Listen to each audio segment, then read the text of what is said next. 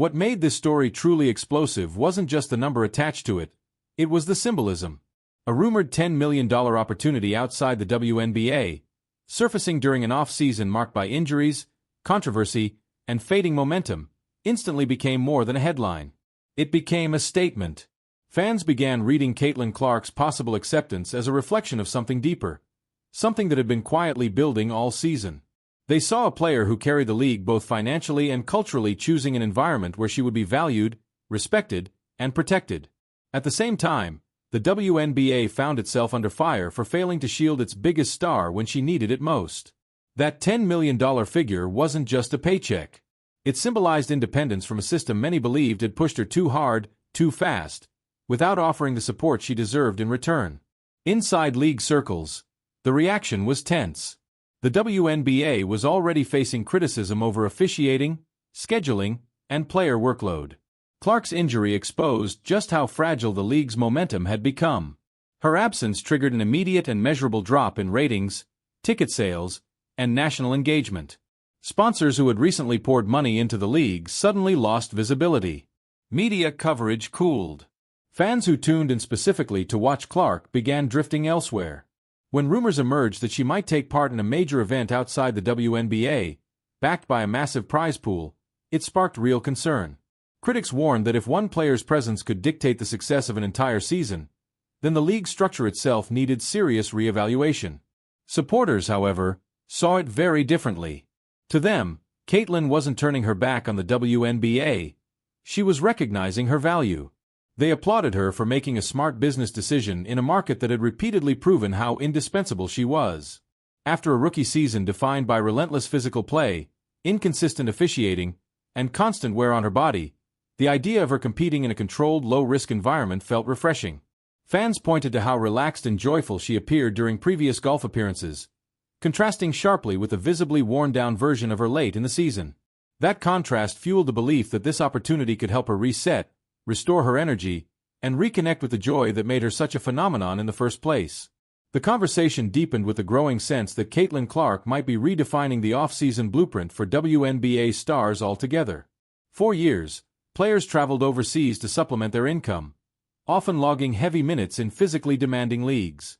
Now, with Caitlin generating enormous revenue through endorsements, media exposure, and crossover events, fans began questioning whether future stars would follow her lead and avoid high-risk overseas play altogether.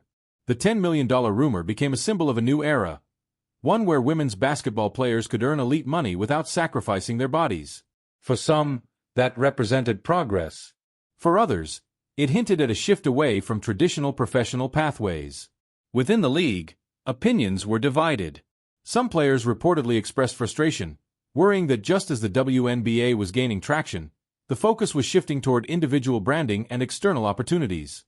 They feared that if top stars prioritized outside ventures, internal growth could stall. Others embraced the possibility, believing Caitlin's expanding influence would ultimately benefit everyone. More attention, more sponsors, and higher financial expectations could raise the entire league's ceiling. In that view, her participation in a massive crossover event wouldn't pull attention away, it would bring even more eyes back when the season resumed. Timing only intensified the debate. The league was approaching critical CBA negotiations, with players pushing for higher salaries, better travel conditions, and stronger safety measures. Caitlin's rumored $10 million opportunity dramatically shifted the leverage. It showed that elite players had viable, safer, and more lucrative options beyond the WNBA. That reality challenged the idea that players depended on the league for financial security. Instead, it highlighted how much the league depended on players like Caitlin. That realization sent shockwaves through conversations about revenue sharing, compensation, and long-term sustainability. If the WNBA wants to retain its stars, evolution may no longer be optional. The rumor also reignited debates about respect and protection. Throughout the season, fans repeatedly argued that Caitlin wasn't adequately protected from excessive physical play. Clips of hard fouls, missed calls, and dangerous collisions spread endlessly online. Supporters claimed the lack of officiating accountability reflected a deeper disregard for player safety. The idea that Caitlin could step into an event with consistent enforcement and significantly lower injury risk made the rumored decision feel not just reasonable, but justified. This wasn't only about money. It was about dignity, control, and safeguarding her career. As more analysts and creators weighed in, the story transformed yet again. What started as speculation evolved into a cultural moment. Caitlin Clark's potential move came to represent modern athlete empowerment. The idea that players can choose their environments, control their brands, and prioritize their well-being without apology. Whether the offer was fully confirmed mattered less than what it symbolized. Caitlin wasn't just reacting to an opportunity. She was influencing the direction of the entire industry. By the time the conversation reached its current stage, one thing was undeniable. Caitlin Clark had once again dominated the sports world without stepping on a basketball court. The rumor forced fans, analysts, and league officials to confront uncomfortable truths about player treatment, league dependency, and the future of athlete autonomy. It reinforced her unmatched ability to shape narratives and redefine expectations. Whether she ultimately participates or not, the impact of this moment will echo throughout the offseason and into the next chapter of her career. Now the question is what this truly means. Is Caitlin signaling a move toward greater control over her career? Is she quietly challenging the league's structure? Or is this simply a strategic reset, protecting her body and rebuilding excitement ahead of another demanding season? The theories are endless, but only time will reveal the answer. What do you think?